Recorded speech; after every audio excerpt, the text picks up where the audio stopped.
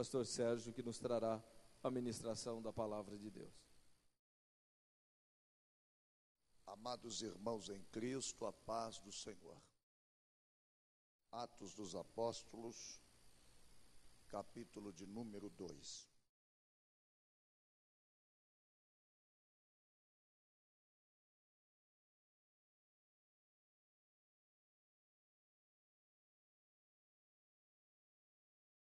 Atos dos Apóstolos, capítulo de número 2.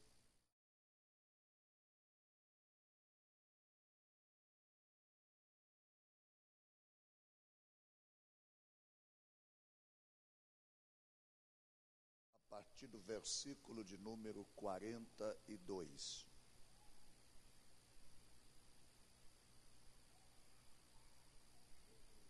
Texto que é bastante conhecido da igreja.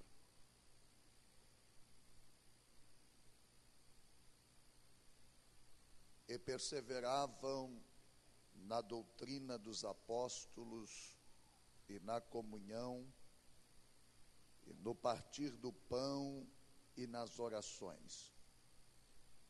Em cada alma havia temor, e muitas maravilhas e sinais se faziam pelos apóstolos.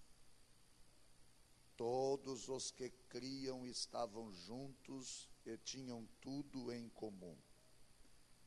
Vendiam suas propriedades e fazendas e repartiam com todos segundo cada um tinha necessidade. E perseverando unânimes todos os dias no templo e partindo o pão em casa, comiam juntos com alegria e singeleza de coração, louvando a Deus e caindo na graça de todo o povo. E todos os dias acrescentava o Senhor à igreja aqueles que se haviam de salvar. Amém. Estejam assentados. Se puder abrir um pouco mais, Tony, para mim, eu agradeço. Nossa gratidão a Deus pela oportunidade de poder estarmos na casa de Deus para adorar e glorificar o nome de Jesus na beleza da sua santidade. Agradecer sempre a confiança do pastor Nelson, pastor Roberto, nossos pastores aqui, dando a oportunidade de uma vez mais ministrar a palavra neste especial culto de ensino, culto de ministração a Deus de uma palavra doutrinária. Eu quero aproveitar este espaço para agradecer a todos os irmãos que carinhosamente nos cumprimentaram no último domingo pela passagem do nosso aniversário. Muito obrigado pelo carinho, pela amizade, pelo respeito. Deus abençoe. Na última terça-feira que nós lhes falamos aqui, nós nos baseamos no capítulo de número 2, aqui de Atos dos Apóstolos, para falar-lhes sobre as características da verdadeira igreja. E naquela ocasião nós falamos aos nossos amados irmãos que a igreja verdadeira é conhecedora da palavra de Deus, que a igreja verdadeira prega Jesus e seus ensinamentos, que a igreja verdadeira é uma igreja disposta a aprender, a igreja verdadeira é uma igreja que cuida, que adora a Deus, e finalizamos dizendo que a igreja verdadeira é uma igreja que evangeliza. Obviamente que esse texto de Atos dos Apóstolos não se exaure, não se extingue não se tem como extrair todas as riquezas que há nesta Escritura. E nós estamos já algumas terças-feiras sendo ministrados por Deus aqui sobre o conceito de igreja, e nesta tarde achei de bom tom nós voltarmos a este tema, a esta Escritura, e extrair destes versículos alguns pensamentos interessantes para a aprimoração de nossa visão, de nosso conhecimento sobre a igreja do Senhor. Poderia falar-lhes e extrair daqui muitas coisas, como o perfil bíblico da igreja de Deus, a igreja modelo e tantas outras verdades que esse texto acaba nos elucidando, acaba nos mostrando. Mas eu devo começar dizendo aos irmãos que todos os cristãos concordam que vida cristã é vida no Espírito, que vida cristã é vida no Espírito. Em assim sendo, é impossível conceber a ideia de vida cristã sem a transformação causada pelo Consolador, sem a sua orientação, sem o seu auxílio. E como vida cristã é vida no Espírito, e como vida cristã se é vivida de mãos dadas com o Espírito, a isto nós chamamos de espiritualidade. Espiritualidade. Todo ser humano, ele é portador de espiritualidade. Espiritualidade não é algo elevado demais, não é algo místico, não é algo emocional. Espiritualidade não diz respeito apenas a uma vida contemplativa, de alguém que está com a cara como quem foi anestesiado e está vendo alguma coisa mirabolante e por isso alcançou um grau de espiritualidade. Não diz respeito tão somente a uma adoração expressiva, a uma gritaria excedente, não, mas vai além. Espiritualidade sai do terreno da teoria, sai do terreno dos achismos, sai do terreno do emocionalismo fútil e barato, para entrar no campo da prática, provando que ela realmente existe, é legítima e é verdadeira. Assim, a espiritualidade engloba prática na busca ou prática de vida, porque na busca da espiritualidade você está indo em busca do eterno, entendendo que a vida depende dessa busca de Deus. Por exemplo, Romanos capítulo 12, versículos 9 a 11, corrobora com esse ponto de vista, dizendo que a espiritualidade, ela é prática, ela é autêntica quando se manifesta na prática do bem, na prática do amor. Eu penso que esse tema é um pouco distorcido no seio da igreja moderna. Alguém acha que espiritualidade é estar contando um sonho e de repente olhar para o irmão e dizer: rapaz, você é tão de Deus que eu estou todo arrepiado. E para ele isso é espiritualidade. Alguém outro acha que espiritualidade é quando ele recebe, eu não sei se uma carga, eu nunca vi Deus mandando carga na Bíblia, mas tudo bem, ele recebe uma carga e ele começa a dar uns trejeitos no corpo que eu não ouso imitar aqui para não virar um momento de chacota. E para isso ele é espiritualidade. Para outro, espiritualidade é dar uma rodada assim, de olho fechado, achando que está cheio da unção. Para isso, ele é espiritualidade. Outro fala em línguas o tempo inteiro, não ouve em nenhum momento a palavra, desanda a falar em línguas estranhas e acha que isso é espiritualidade. Ainda outros estão presos a dogmas, a preceitos humanos, a usos e costumes, e na orientação destes, ele acha que aquilo também é espiritualidade.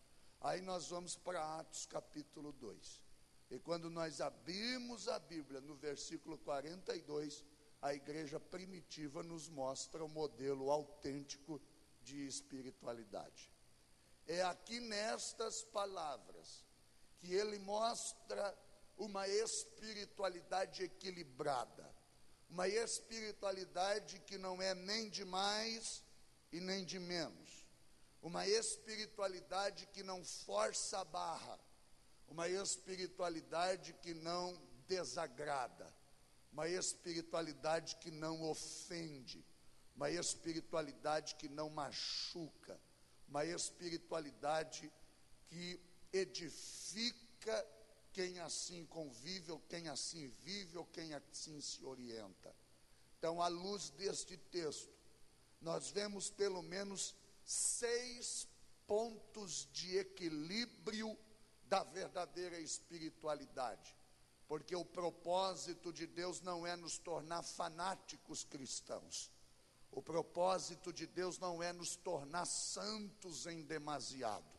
O propósito de Deus é que nós sejamos crentes equilibrados na nossa espiritualidade, que anda na terra, que viva na terra, que usufrua das coisas na terra, mas que os olhos estejam voltados para as coisas do céu.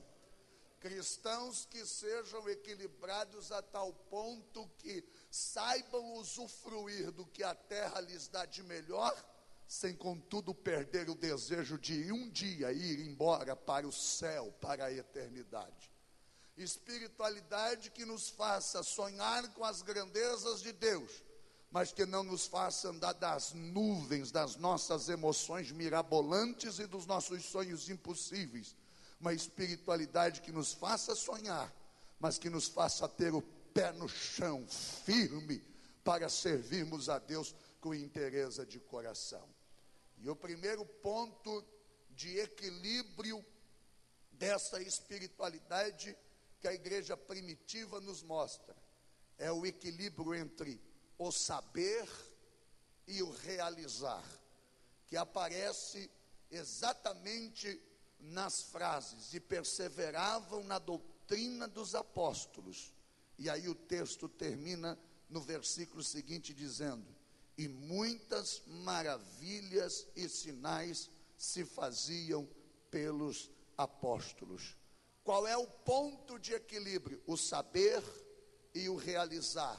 E a frase que define esse equilíbrio é: a espiritualidade da igreja deve ser uma espiritualidade que persevera na sã doutrina e que, como resultado, manifeste grande poder. Eu vou repetir: uma espiritualidade que persevere na sã doutrina e, como resultado desta doutrina, sinais e maravilhas são feitos e são realizados. A nossa ortodoxia, que é a nossa firmeza doutrinária, quando você ouvir a palavra ortodoxia, significa firmeza doutrinária. Ela não é suficiente se junto dela não termos o que em teologia nós chamamos de ortopraxia, ou seja, prática de vida cristã efusiva no Espírito de Deus.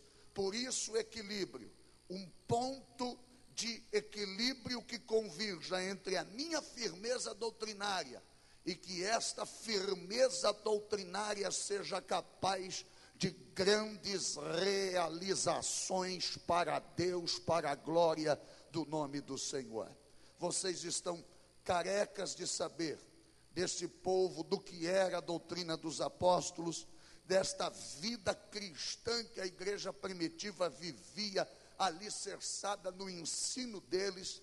E a proposta que eu estou lhes apresentando à luz da Bíblia é que a igreja tenha uma vida cristã alicerçada na palavra de Deus, não na revelação da irmã Maria, cheia dos sonhos, não na revelação, e eu usei o termo Maria, não para que os irmãos pensassem alguma Maria profetiza por aí, mas por ser um nome bastante comum. Uma espiritualidade, uma igreja que persevera, não porque precisa de uma profecia para continuar agindo, não, mas que persevera na doutrina e no ensinamento da palavra de Deus. Uma igreja que tenha como ponto de partida não as suas experiências sobrenaturais no espírito, mas que tenha como ponto de partida a palavra de Deus única e exclusivamente. Nós devemos nos lembrar que toda experiência, por melhor que seja, por mais verdadeira que seja, por mais espiritual que seja, por mais dinâmica que seja, toda experiência ela é pessoal e intransferível. A experiência serviu apenas para você, ela não se transfere para nenhum outro cristão. Agora, a palavra de Deus é universal, a palavra de Deus é exclusiva, a palavra de Deus ela é transferível para todos. Esta é a verdadeira doutrina na qual nós devemos perseverar. O que os homens vão dizer não importa, o que importa é o que a palavra de Deus diz. O que as pessoas vão falar não importa. Aquele sonho que você teve de madrugada, se não tiver amparado no que diz a palavra, ele é nulo, ele é zero, ele é pura emoção dos seus sentimentos. A minha espiritualidade tem que estar baseado na palavra de Deus. Esta é a grande verdade. E por que nós não estamos vendo mais milagres como nós víamos na igreja primitiva? É porque nós substituímos o firmamento da nossa vida doutrinária da palavra pelas nossas tradições, pelas nossas emoções, pelas nossas experiências espiritualistas, onde nós nos arrepiamos, onde nós sentimos sei lá o quê, onde nós, parece, rapaz, esse negócio é de Deus, porque eu estava falando nisso mesmo agora, e a gente vai trazendo estas coincidências para o campo da fé, e firmando a nossa vida cristã nisso, e como resultado, milagres e prodígios deixam de acontecer. Agora a igreja primitiva tinha um equilíbrio satisfatório, perseverava na doutrina dos apóstolos, e como resultado, sinais, maravilhas, milagres e prodígios se realizavam, porque a igreja estava firmada na palavra, assim, através de uma autêntica busca do divino, na leitura devocional e aplicativa da Bíblia Sagrada, muitos sinais e maravilhas poderão ser evidenciados no nosso meio.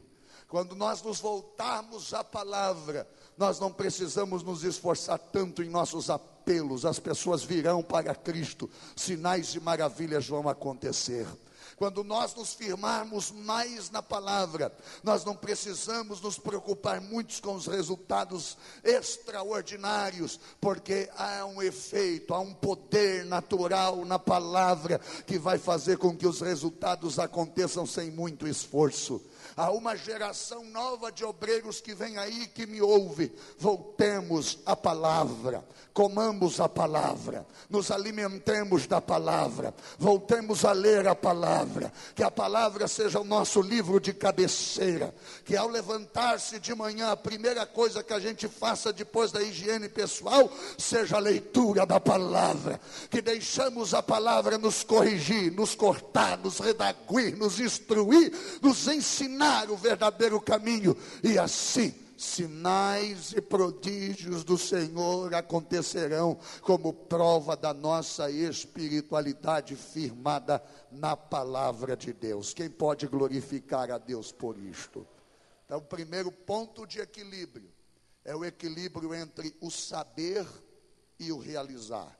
Você persevera na palavra e manifesta grande poder na realização de sinais e prodígios. A segunda coisa, ou segundo ponto de equilíbrio da espiritualidade desta igreja, que é a nossa igreja modelo, é o equilíbrio entre templo e casa. Templo e casa. Olha o que diz a palavra de Deus. Perseveravam unânimes todos os dias no templo e nas casas. A espiritualidade era aquela que valoriza o culto comunitário, mas que também desenvolvia uma grande comunhão de casa em casa. Havia um equilíbrio entre estar na igreja e estar em casa. Era uma espiritualidade que valorizava o fato de estarmos no culto, mas que dava igual valor para o fato de estarmos reunidos juntos nas casas. Que coisa interessante. Esta igreja entendia que o templo era a êxtase da espiritualidade, o ponto máximo da adoração e do louvor, o ápice do encontro do humano com o divino, o ápice do encontro do pecador com o sagrado.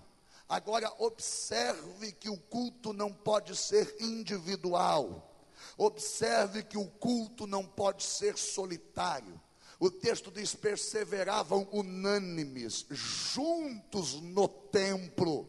Eles vinham para a casa de Deus juntos. O culto era feito com toda a comunidade reunida. E aí, o que me chama a atenção é que se o ambiente do culto não for cultivado à luz de relacionamentos saudáveis, então isto não é espiritualidade. Se nós nos reunirmos aqui, mas nós não sermos amigos, nós fazemos tudo aqui, menos desenvolver espiritualidade. Se nós viermos ao templo e sairmos daqui sem nos cumprimentarmos, sem nos confraternizarmos, sem partilharmos, sem sabermos o nome um dos outros, isso aqui passa a ser como qualquer clube dentro da cidade de Cacoal, menos igreja, menos lugar de desenvolvimento de espiritualidade, porque a minha espiritualidade precisa ser desenvolvida ao lado de relacionamentos saudáveis. A minha espiritualidade precisa ser desenvolvida em coinonia, em comunhão com os meus irmãos. Não há espiritualidade distante do meu irmão. E aí, para quebrar o protocolo, você vai dizer para quem está ao seu lado: para eu ser mais espiritual, eu preciso amar você. Vai, diga isso para quem está ao seu lado: eu preciso me dar bem com você. Se nós nos reunirmos aqui apenas para sentirmos um arrepio, se a gente se reunir aqui no templo apenas para ouvirmos uma pregação que vai fazer a gente chorar e falar muito e receber muito poder e tanta glória e tanta unção e ficar impregnado e amanhã não lembrar de nada do que a gente ouviu, esse lugar se transformou em apenas um clube. Agora, quando a gente se reúne aqui, pastor Viana, não apenas para ouvir uma palavra, mas também para ver o meu irmão, para saber como ele está, para cultuar ao lado dele, para sorrir com ele, para dar um abraço a ele. Isso aqui virou igreja. Isso aqui se transformou no centro de desenvolvimento divino da minha espiritualidade. Mas não para aqui. Eu preciso também estar na casa dos meus irmãos, para aquele café, para aquele tererê, para aquele suco de limão com esse calor de Rondônia, para aquela Coca-Cola gelada, para aquela picanha na brasa. Do templo para a minha espiritualidade ser desenvolvida, mas em casa, juntos com alegria, glorificando o nome do Senhor. A grande verdade, permitam-me dizer, é que a igreja está perdendo esse negócio de casa em casa. A grande verdade é que nós estamos perdendo esse interesse. Nós nos tornamos egoístas demais. Termina o culto, a gente vai para casa. Termina a escola dominical, rapa fora, porque senão eu vou ter que convidar o fulano para ir na minha casa. A igreja primitiva vinha para o culto, mas não esquecia. Vamos almoçar comigo hoje. Vamos jantar comigo hoje. Te espero lá em casa. A gente vai fazer uma rodada de chimarrão. Te espero lá em casa, juntos com alegria, no templo e de casa em casa.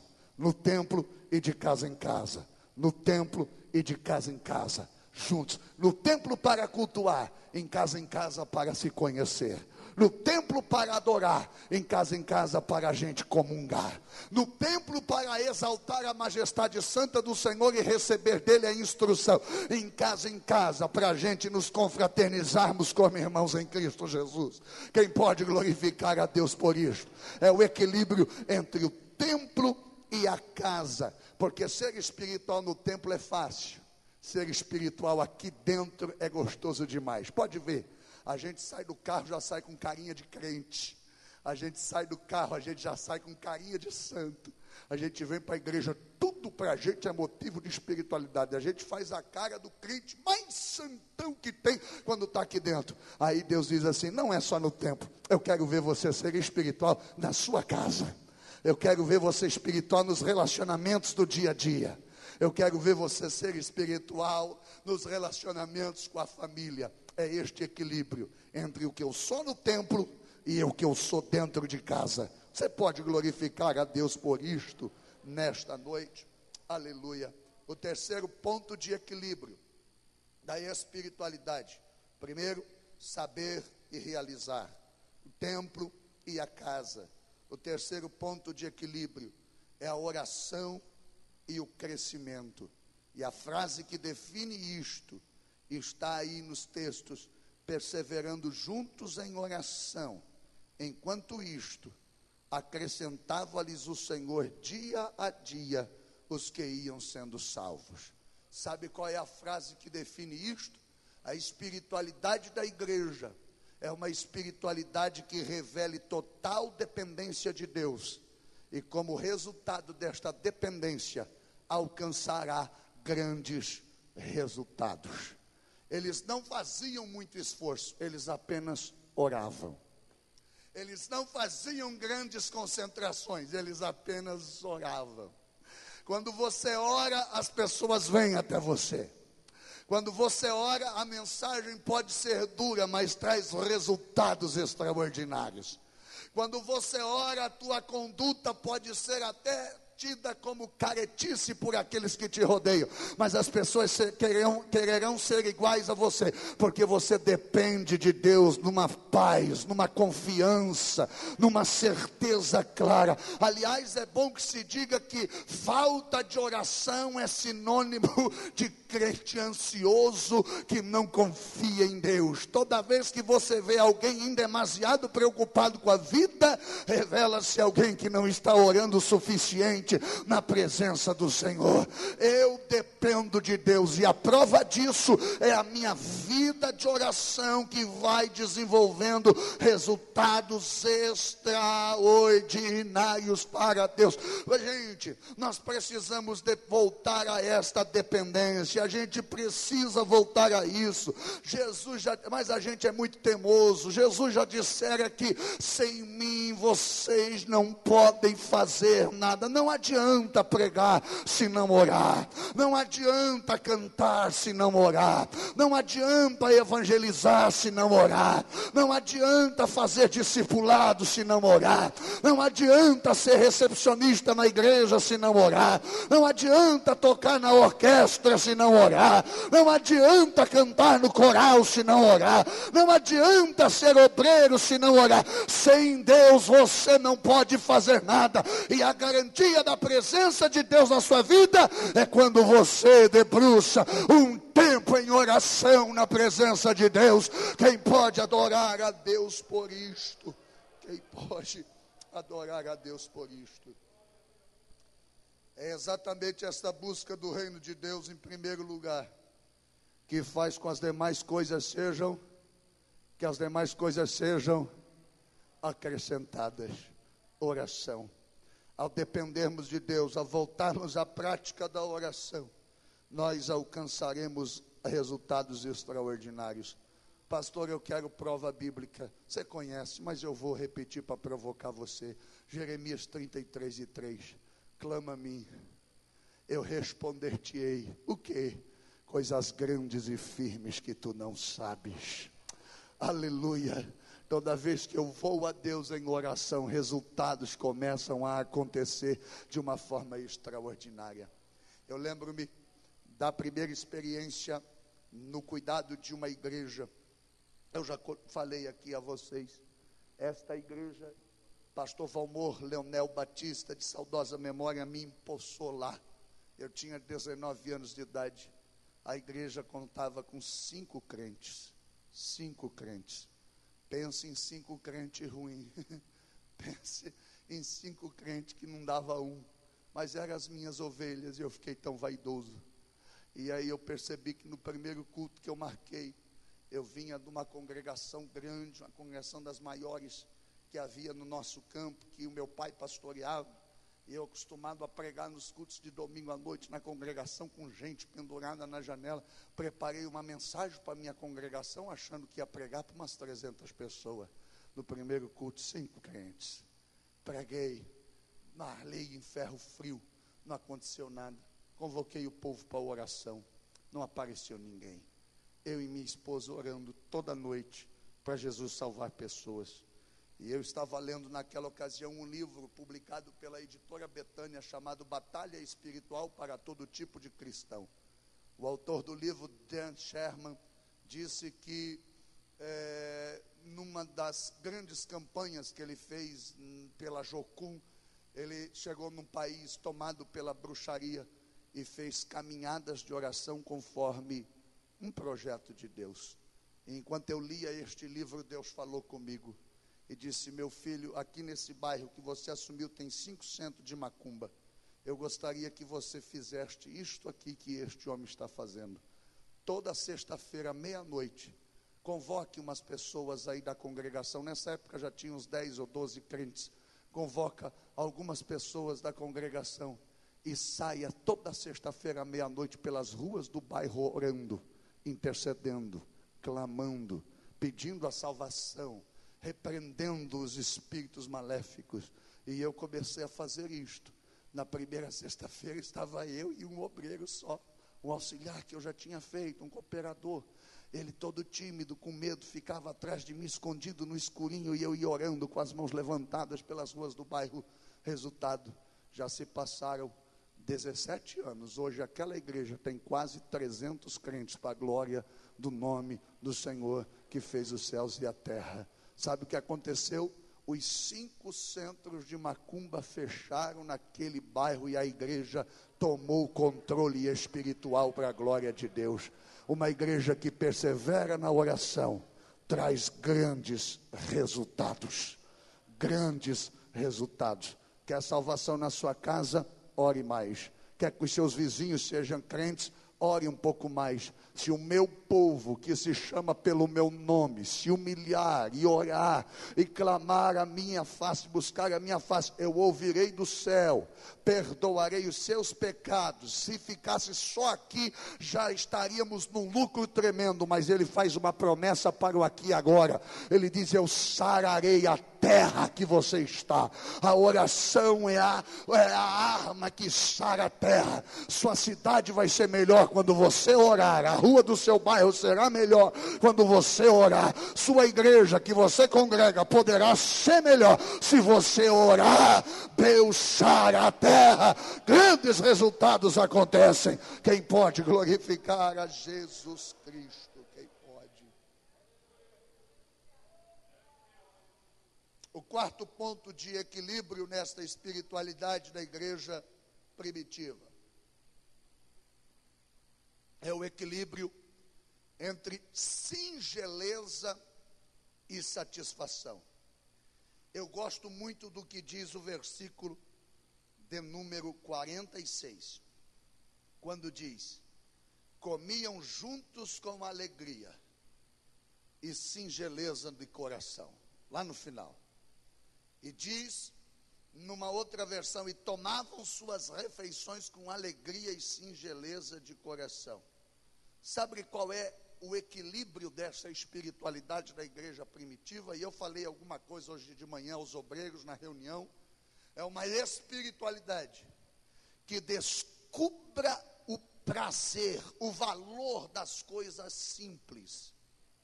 E quando descobrir o valor das coisas simples, passe a experimentar nas coisas simples grande alegria. Nada tem mais simples do que comer. Mas a Bíblia diz que eles faziam isso com alegria. O fato de comer juntos era motivo de alegria. E tem coisa mais simples do que comer? Tem coisa mais simples do que participar de uma refeição à mesa? Todos nós nos acostumamos tanto com isto, que parece que este fato, este momento diário, cotidiano, enfadonho, é todo dia arroz, feijão e ovo. Quando não é arroz, feijão e ovo, é ovo, arroz, feijão. É todo dia a mesma coisa. Parece que a gente já perdeu a graça de estar na mesa. E o texto diz que eles comiam juntos todos os dias com alegria. O fato de estarem juntos, participando das coisas simples da vida, era motivo de grande alegria. Nós precisamos resgatar o brilho, a alegria das coisas mais simples da vida. Nós devemos crer no sobrenatural de Deus, é verdade, mas nós não podemos nos esquecer que Deus está nas coisas mais simples e naturais do dia a dia. Deus está no brilho do arco-íris, Deus está na gota de chuva que cai, Deus está no vento que balança a árvore, Deus está no mormaço quente da tarde, Deus está na brisa que cai na noite, Deus está no sorriso encantador de uma criança recém-nascida, o bebê de colo. Deus está nas primeiras palavras que saem na boca de uma criança. Deus está nos olhinhos cheios de esperança de um ancião à beira da morte. Que nós precisamos descobrir Deus nas coisas mais simples, mais plausíveis possíveis, e sentir alegria de novo.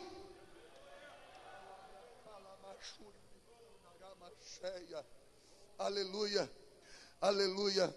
É por isso que a gente tem que entender que as coisas simples, as pequenas, elas podem surtir efeitos positivos jamais imaginados. Nós precisamos voltar a nos alegrar nas simples refeições com os familiares. Como eu disse, sentir prazer no sorriso meigo e carinhoso de uma criança. Sorrir ao sentir a frescura da brisa do amanhecer. Ser grato por um simples gesto de carinho recebido de qualquer pessoa.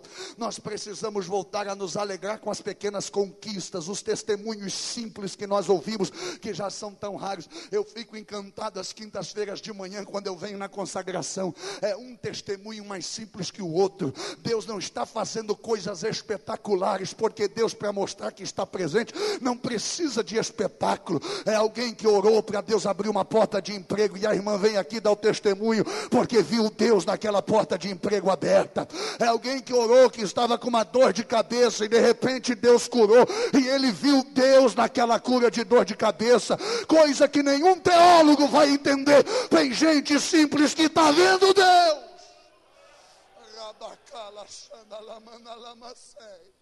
E está se alegrando com isto, está sentindo prazer nisso, e está vendo Deus nas pequenas coisas. O problema da gente, e eu vou repetir o que eu disse de manhã, é que a gente está viciado em espetáculo, a gente está viciado em coisas extravagantes.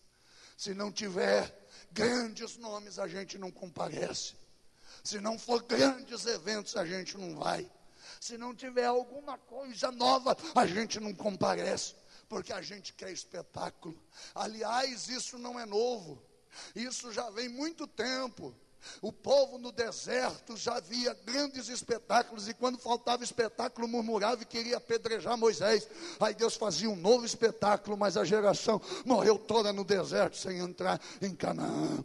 Quando Jesus se manifestou, o diabo tentou turvar, desviar o foco do ministério de Jesus, e no segundo momento da tentação levou para o pináculo do templo e disse: olha, faz um espetáculo para a gente, lança-te daqui para baixo, porque os seus anjos dar a ordem a teu respeito para te guardar. Já pensou um doido se jogar do pináculo do templo em Jerusalém, anjos lá embaixo, ia ser manchete nos noticiários de Roma naqueles dias. Mas Jesus disse: não tentarás ao Senhor teu Deus. Nos dias do ministério de Jesus, uma outra turba começou: dá um sinal, dá um sinal. E Jesus disse: uma geração está pedindo espetáculo, e nenhum espetáculo será dado, senão o sinal que já foi dado pelo profeta Jonas. Deus está nas coisas simples. Deus não precisa de espetáculo. Ele está em você, em você, em você. Levante a sua mão, levante a sua mão, levante a sua mão, levante a sua mão, levante a sua mão. Oh glória a Deus, oh glória a Deus, oh glória a Deus, oh glória a Deus. Eu nunca vou esquecer essa alegria pentecostal que invadiu a nossa casa. Pastor, a alegria pentecostal é a alegria do Espírito. Nós não saltamos, não falamos em língua, não rodopiamos, não sentimos arrepios, mas foi uma alegria. Quando a Andressa, com 8, 9 anos de idade, nós estávamos no extremo oeste do estado de Santa Catarina, uma região carente, e ela disse assim: papai, eu gostaria de ter uma coleção da Barbie. Eu gostaria de ter. Eu não tenho. Todas as meninas da escola têm um monte de Barbie, eu não tenho. Disse: filha, salário do pai é tão pequeno, salário de missionário, de obreiro, tão pequeno. Vai orar, Jesus resolve. E de repente, ela vai orar. Passa-se uma semana ou duas, uma irmã da igreja procura a gente e diz assim: pastor, não se ofenda, mas a minha filha já cresceu, está terminando o ensino médio, e ela tem uma coleção de boneca da Barbie seminova. E olha, pastor, ela não quer mais, a gente não quer jogar fora, a gente sentiu de dar para sua filha. Oh, que alegria! Para você não foi muito interessante, mas eu vi Deus agindo na minha casa. Eu vi Jesus nas coisas simples, cuidando de dar uma boneca da Barbie para minha filha. Ele está nas coisas mais simples da nossa vida. Ele não está nos espetáculos.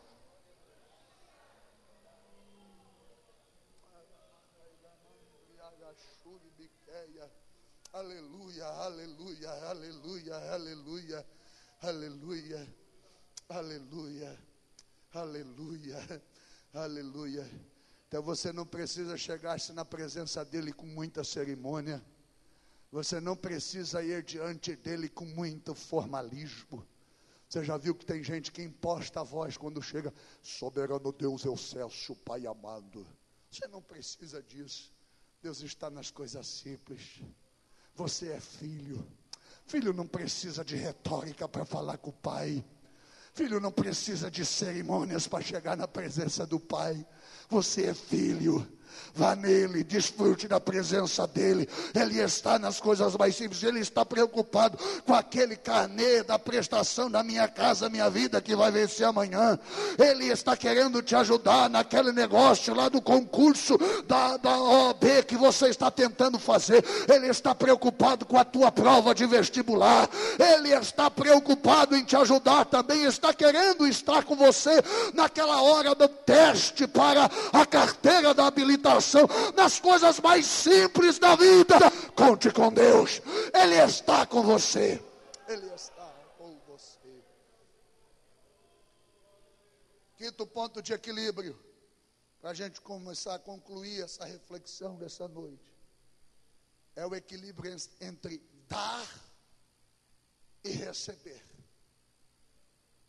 Essa parte é fenomenal, porque o versículo 44 e 45 diz que estavam juntos todos os que criam e tinham tudo em comum, que vendiam suas propriedades e bens e repartiam com todos segundo cada um tinha a sua necessidade. Eu me amarro em Jesus por causa disso. Ele deu um modelo para que a gente não fosse egoísta, mas a gente insiste em ser egoísta. Ele deu um momento, ele deu um modelo para que nenhum entre nós passe necessidade. Enquanto tiver crente do meu lado na igreja passando fome, eu não tenho coragem de participar da ceia do Senhor. Enquanto tiver pessoas na igreja passando necessidades por causa de crises ou até por más administrações, eu não tenho condições de dizer que sou espiritual. Eu preciso estender as mãos, e há um equilíbrio entre dar e receber. Que espiritualidade é essa, pastor? É uma espiritualidade que abra a mão do ter, que valorize o ser e que viva feliz com o que é necessário. Eu vou repetir: uma espiritualidade que abra a mão do ter, que valorize o ser e que viva feliz com aquilo que é necessário. A igreja primitiva vivia num corporativismo inigualável. Estavam juntos, tudo lhes era comum, repartiam seus lucros com todos, conforme cada um tinha necessidade. Era uma comunidade que evidenciava na prática quais eram os seus valores e prioridades. Ao contrário das gentes, eles não iam em busca do ter, eles valorizavam o ser. Eles não compravam o que não precisavam com dinheiro que não tinham para impressionar pessoas que não conheciam. Eles se preocupavam em ser. O ter era consequência. O ter era bênção de Deus. Aliás, quando Deus apareceu a Abraão, Deus não disse a Abraão: Abraão, você vai ter. Deus diz assim: Abraão, anda na minha presença e ser. O ser sempre vem antes do ter. O ser, biblicamente, sempre vem antes da bênção.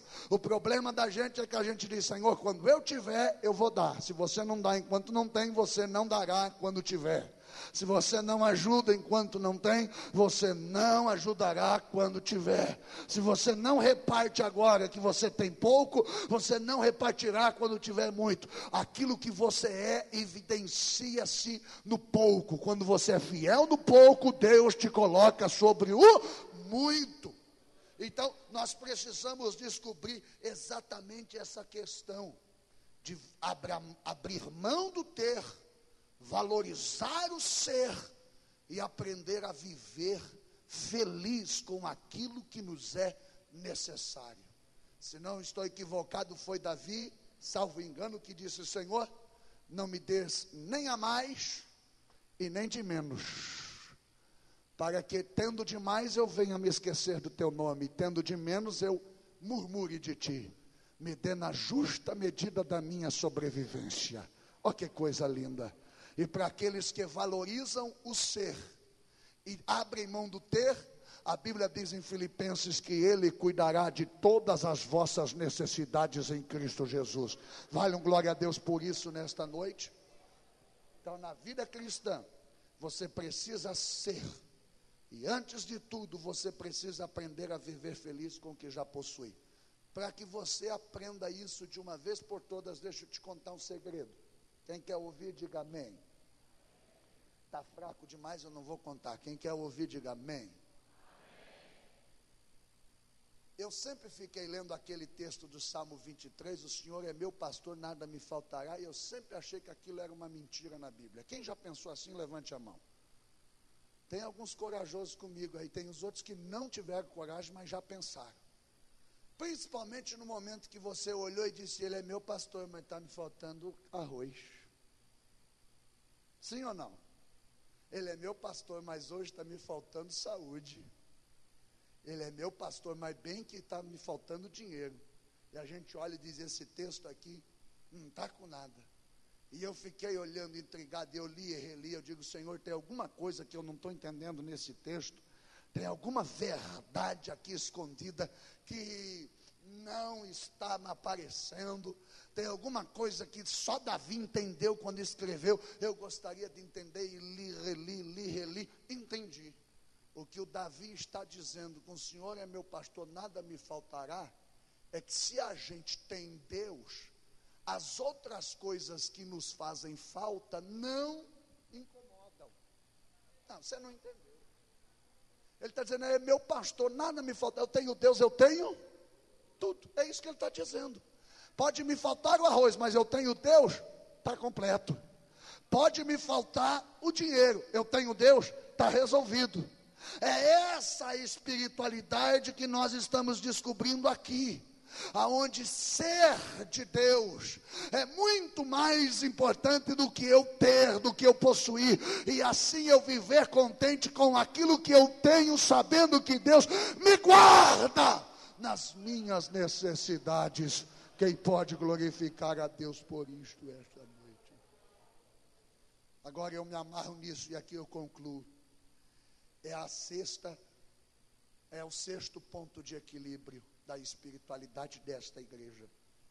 Era o equilíbrio entre comunhão e missão. Diga, comunhão e missão. Pastor, o que significa isso? É uma espiritualidade que ame os que estão dentro. Que ame os que estão dentro, mas que seja capaz de cair na simpatia de quem está para o lado de fora. Porque amar quem é igual a mim é fácil. Agora, amar quem fala em línguas comigo é fácil. Agora, a espiritualidade da igreja primitiva não era um povo que se fechava num casulo religioso. Não era um povo que se fechava numa redoma, que, como os monges budistas que se escapam para os montes e fogem de todo mundo. Não, era uma igreja que amava quem estava dentro, mas que tinha simpatia com quem estava lá fora, que não desprezava os que estavam lá fora, porque um dia eu estava lá também. E aí a Bíblia que diz, olha bem de novo para a Bíblia, louvando a Deus e caindo na graça de todo o povo. Não, eu vou repetir. Louvando a Deus e caindo na graça de todo o povo. Louvando a Deus aqui, mas caindo na graça de todo o povo lá fora. Louvando a Deus e caindo na graça de todo o povo. Louvando a Deus e caindo na graça de todo o povo. E o que acontecia, pastor? Todos os dias acrescentava o Senhor à igreja aqueles que iam sendo salvos.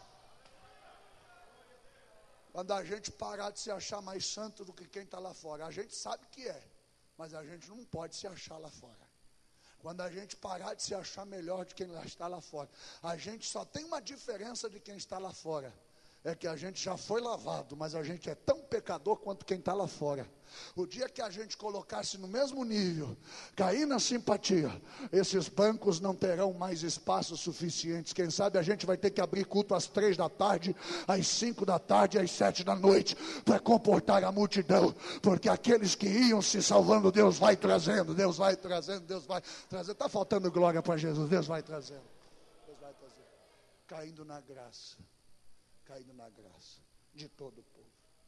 Eu lembro-me de alguma situação, quando na missão fui chamado para visitar um indivíduo no interior, que sofria de síndrome do pânico, depressão e outras coisitas mais. E a irmã que me falou desse indivíduo diz: pastor, a gente tem que orar porque lá é uma legião de demônios. A gente tem que ir preparado para expulsar os capetas. E a irmã pegou uma Bíblia maior que ela, pastor Josias, e foi na visita. E eu fui de calça jeans, camiseta, sem Bíblia nenhuma, não levei nada. Cheguei lá, comecei a conversar com o camarada, Genoir o nome dele. Comecei a falar e fui conversando. E aí entrei na questão da doença dele. Ele me contou dos remédios, me contou do tratamento, me falou que procurou esse, que procurou aquele, que foi em tal psicólogo, foi em tal psiquiatra. E eu fui falando, e fui conversando, e jogando conversa. E eu via que a irmãzinha que tinha ido junto estava impaciente, já querendo pregar. E eu nada de pregar, eu nada de falar de Jesus, nada de dizer coisa alguma ouvindo, caindo na simpatia, caindo na graça dele. Quando eu vi que ele mordeu a isca, eu disse: meu filho, e deixa eu fazer um propósito contigo. Eu venho toda semana para a gente jogar uma conversa fora, bater um papo. Você aceita? Oh, pastor, claro, aceito sim. Mas antes de eu ir embora, você me deixa fazer uma oração?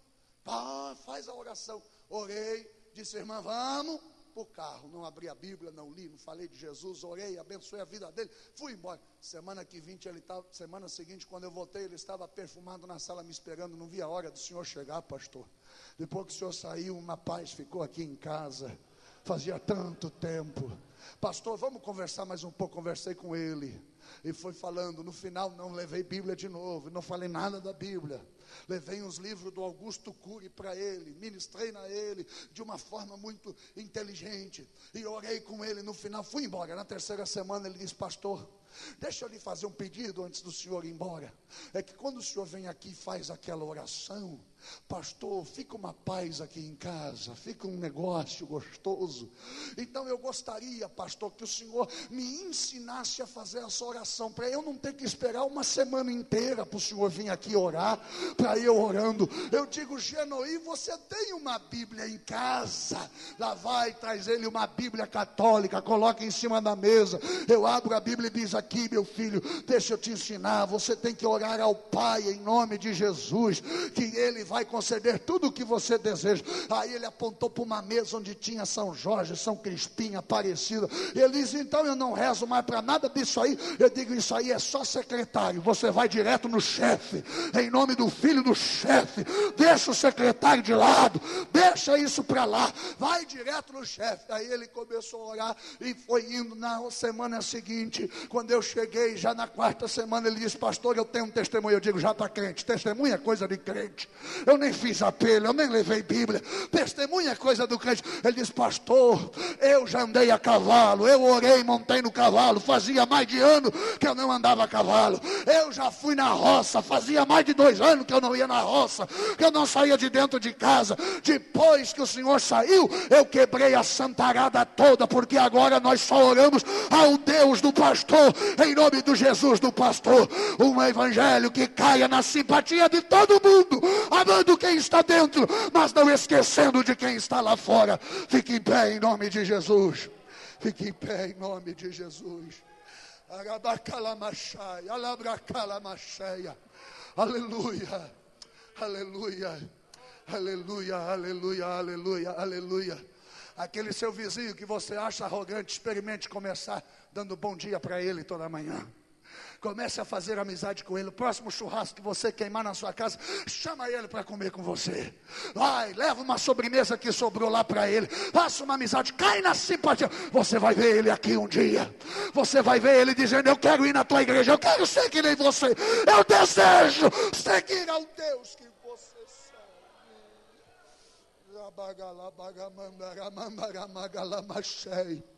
Feche os olhos. Feche os olhos, por gentileza. Feche os olhos. Oh, glória a Deus. E deixa eu dizer aos desavisados, antes de orarmos, que não existe vida espiritual fora da igreja. Não existe esse negócio de ser espiritual longe da igreja. Olha de novo para o último versículo. Todos os dias o Senhor acrescentava a igreja. Diga para o irmão que está ao seu lado: só tem vida cristã na igreja. Quando você está enxertado junto com os outros ramos, quando você está junto, aonde todo o corpo bem ajustado pelas juntas e ligadores, vai crescendo a imagem, a pena, estatura do varão perfeito. Oh, meu Deus do céu!